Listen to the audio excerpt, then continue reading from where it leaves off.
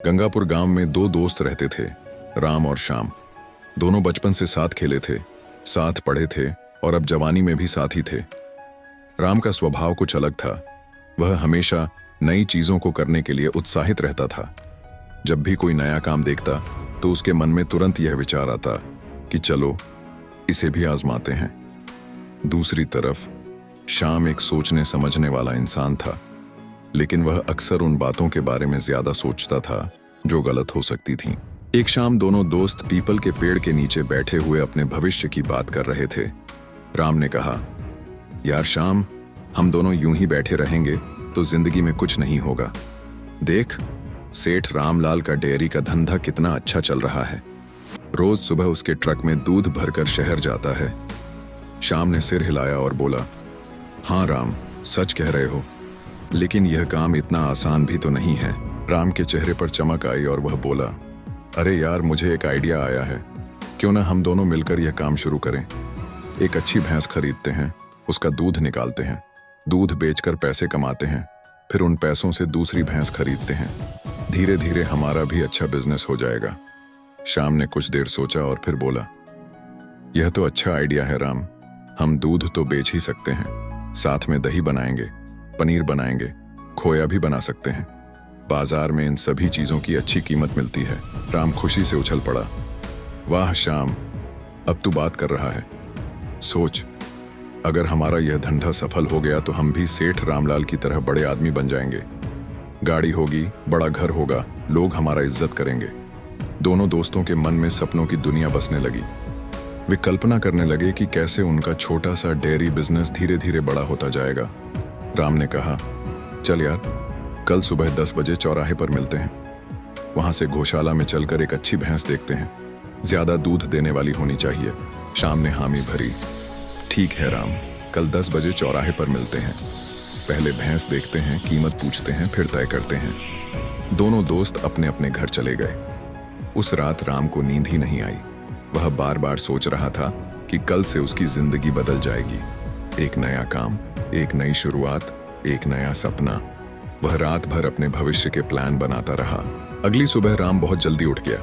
उसने नहा धोकर नाश्ता किया और 9:15 बजे ही घर से निकल पड़ा। उसके मन में एक अजीब सी खुशी थी। आज उसकी जिंदगी का एक नया अध्याय शुरू होने वाला था। चलते समय उसकी मां ने पूछा, कहां जा रहा है इतनी जल्दी? राम ने मुस्कुराते हुए कहा, मां, आज से मैं और श्याम मिलकर एक काम शुरू कर रहे हैं। भैंस खरीदकर डेयरी का धंधा करेंगे। देखना, जल्दी ही हमारे घर की हालत बदल जाएगी। मां ने आशीर्वाद दिया। भगवान करे बेटा, तुम्हारी मेहनत रंग लाए, लेकिन धैर्य रखना। कोई भी काम एक दिन में सफल नहीं होता। राम ठीक 10 बजे चौराहे पर पहुंच गया। वहां खड़े होकर वह श्याम का इंतजार करने लगा। 10:15 हो गए, 10:30 हो गए, लेकिन श्याम का कोई नामो निशान नहीं था। राम सोचने लगा, हो सकता है श्याम देर से उठा हो या कोई जरूरी काम आ गया हो। 11 बजे तक राम इंतजार करता रहा, फिर 12 बजे तक। दोपहर हो गई, लेकिन श्याम नहीं आया। राम के मन में थोड़ी परेशानी होने लगी। वह सोचने लगा, कहीं श्याम का मन तो नहीं बदल गया या फिर कोई समस्या हो गई हो उसे। दोपहर 1 बजे तक इंतजार करने के बाद राम ने सोचा, अब और इंतजार करने का कोई फायदा नहीं।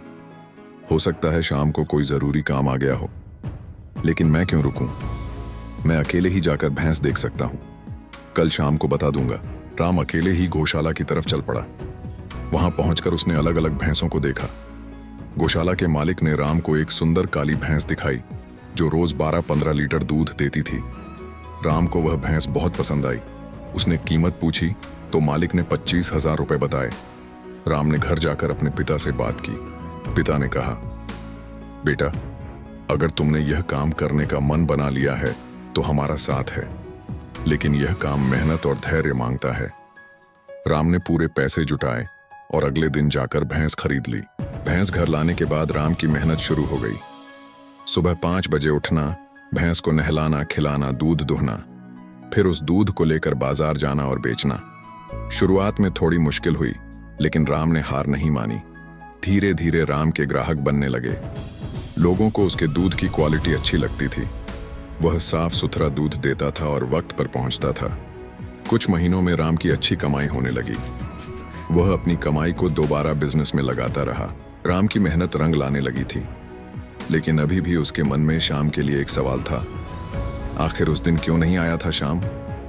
क्या वाकई कोई जरूरी काम था या फिर कुछ और बात थी? इधर श्याम अपने घर में वही पुराना जीवन जी रहा था। कभी कभार राम के बारे में सुनता था कि उसका धंधा अच्छा चल रहा है, लेकिन वह कभी मिलने नहीं गया। 6 महीने बीत गए थे। राम की मेहनत का फल दिखाई देने लगा था। उसकी एक भैंस अब 5 हो गई थी। हर सुबह राम अपने ग्राहकों के घर तक दूध पहुंचाता था। उसकी ईमानदारी और मेहनत की वजह से लोग उस पर भरोसा करने लगे थे। दूध में कभी पानी नहीं मिलाता था, हमेशा वक्त पर पहुंचता था और हमेशा मुस्कुराते हुए बात करता था। राम ने अब दूध के साथ साथ दही और पनीर बनाना भी शुरू कर दिया था। उसकी बहन रीता इस काम में उसकी मदद करती थी। घर में एक छोटी सी डेयरी जैसा माहौल बन गया था। सुबह से शाम तक काम चलता रहता था, लेकिन राम को इससे कोई परेशानी नहीं होती थी, बल्कि वह खुश था कि उसका अपना काम है। एक दिन राम के एक ग्राहक ने कहा, राम भाई, तुम्हारा दूध और दही बहुत अच्छा है। मैं अपने भाई को भी बताया हूं जो शहर में रहता है। वह कह रहा था कि अगर तुम शहर में सप्लाई कर सको तो वह ज्यादा दाम देगा। राम की आंखें चमक उठीं। शहर का मतलब था बड़ा बाजार, ज्यादा ग्राहक और ज्यादा मुनाफा। उसने तुरंत हामी भरी। जी हाँ काका जी, मैं जरूर जाऊंगा शहर। अगले हफ्ते राम शहर गया। वहां उसने देखा कि डेयरी प्रोडक्ट्स की कितनी ज्यादा डिमांड है। उसने कुछ दुकानदारों और होटल वालों से बात की। सबको उसके प्रोडक्ट्स पसंद आए। धीरे धीरे राम का शहर में भी धंधा फैलने लगा। अब राम को एहसास हुआ कि उसे और भी बड़े स्तर पर सोचना होगा। उसने एक छोटा ट्रक खरीदा ताकि वह अपने प्रोडक्ट्स को आसानी से शहर पहुंचा सके। उसने 2 लड़कों को काम पर रखा जो उसकी डेयरी में मदद करें। राम की भैंसों की संख्या अब 15 हो गई थी। वह अलग अलग इलाकों से अच्छी नस्ल की भैंसें खरीदता था। उसने देखा था कि कुछ भैंसें ज्यादा दूध देती हैं और उनके दूध में फैट भी ज्यादा होता है। 1 साल बाद राम के पास इतने पैसे हो गए थे कि वह एक छोटी फैक्ट्री लगा सके। उसने सोचा, अब सिर्फ दूध बेचने से काम नहीं चलेगा, मुझे दूध को प्रोसेस करके उससे अलग अलग चीजें बनानी होंगी। उसने मशीनें लगवाईं जो दूध से पाउडर, घी, मक्खन और अन्य प्रोडक्ट्स बना सकती थीं। राम का बिजनेस अब सिर्फ गांव और शहर तक सीमित नहीं था। उसके प्रोडक्ट्स अब पूरे जिले में बिकने लगे थे। उसने अपनी कंपनी का नाम रखा था गंगापुर डेयरी। उसके प्रोडक्ट्स की पैकेजिंग अच्छी थी और क्वालिटी भरोसेमंद थी। 2 साल बाद राम अपने गांव का सबसे सफल बिजनेसमैन बन चुका था। उसने शहर में एक सुंदर घर खरीदा था, अच्छी गाड़ी ली थी, लेकिन इन सब के बावजूद राम में अहंकार नहीं आया था। वह अभी भी वही सादा और मिलनसार राम था। राम के माता पिता को अपने बेटे पर बहुत गर्व था। पूरे गांव में राम की मिसाल दी जाती थी। लोग कहते थे, देखो राम ने कैसे अपनी मेहनत से इतना बड़ा काम खड़ा किया है। लेकिन राम के मन में अभी भी एक बात खटकती रहती थी, शाम। वह सोचता था कि अगर उस दिन शाम आ गया होता तो आज वे दोनों साथ में यह सफलता एंजॉय कर रहे होते। 3 साल बाद राम एक सफल उद्यमी बन चुका था। उसकी गंगापुर डेयरी अब पूरे राज्य में मशहूर थी।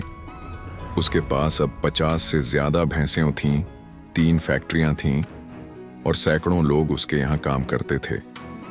राम ने अपनी माँ को शहर के बड़े घर में शिफ्ट कर दिया था, लेकिन वह खुद अक्सर गांव आता जाता रहता था। एक दिन राम के मन में आया कि वह अपने पुराने दोस्तों से मिले, अपने बचपन की यादों को ताज़ा करे। उसने अपनी नई BMW कार निकाली और गांव की तरफ चल पड़ा। रास्ते में उसके मन में पुरानी यादें आने लगीं।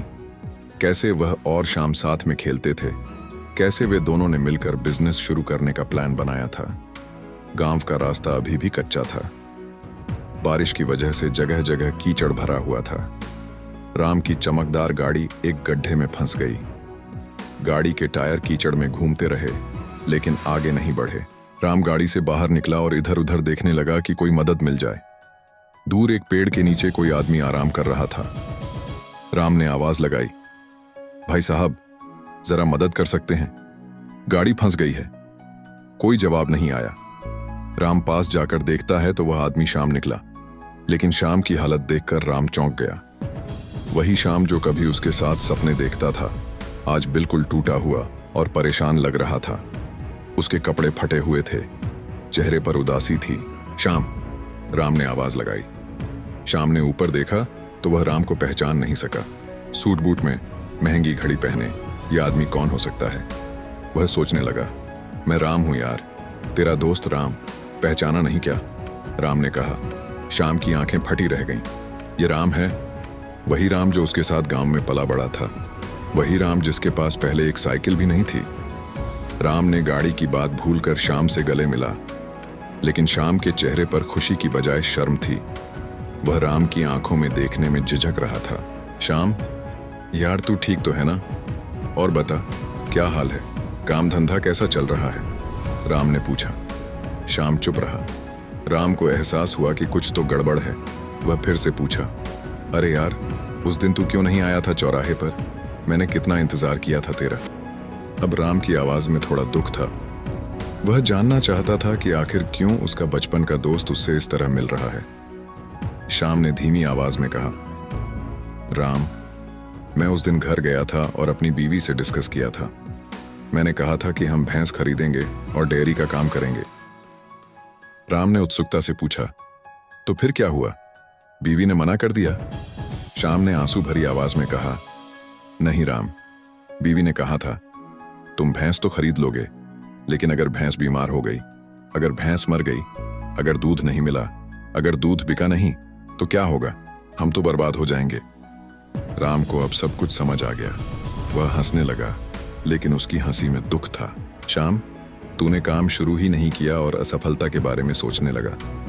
यही तो फर्क है हम दोनों के बीच में। मैंने सोचा था चलो देखते हैं क्या होता है। तूने सोचा अगर नहीं हुआ तो क्या होगा? राम ने श्याम का कंधा पकड़ा और कहा, दोस्त, जिंदगी में हमेशा दो रास्ते होते हैं। एक रास्ता कहता है क्या होगा अगर मैं हार गया, दूसरा रास्ता कहता है क्या होगा अगर मैं जीत गया। मैंने दूसरा रास्ता चुना, तूने पहला। श्याम की आंखों में पछतावा था। राम ने कहा, लेकिन अभी भी देर नहीं हुई है यार। चल मेरे साथ आ, मेरी कंपनी में काम कर, धीरे धीरे सब कुछ सीख जाएगा। राम ने अपने दोस्त का हाथ थामा। उस दिन दो दोस्त फिर से मिले, लेकिन इस बार उनके साथ जिंदगी का एक बहुत बड़ा सबक भी था। सीख, जिंदगी में अवसर उन्हें मिलते हैं जो उन्हें पकड़ने की हिम्मत करते हैं। डर और नकारात्मक सोच हमें सफलता से दूर रखती है।